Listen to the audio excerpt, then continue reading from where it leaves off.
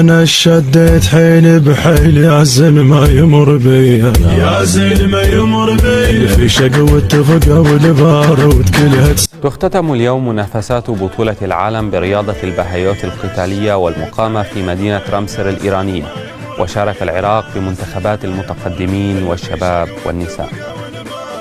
الحمد لله والشكر شاركت ببطولة العالم للبهيوت.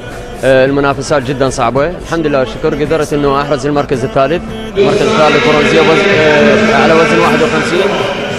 وشكرا لكل قائمين على البطولة، واهدي هذا الفوز لجميع الشعب العراقي، وشكرا للكابتن عباس اللي ما قصر ويانا، معسكرات تدريبية والتدريب متواصل، وهي هاي النتيجة. وان شاء الله اوعد الشعب العراقي بالبطولات الجاية بالمركز الاول ذهبي.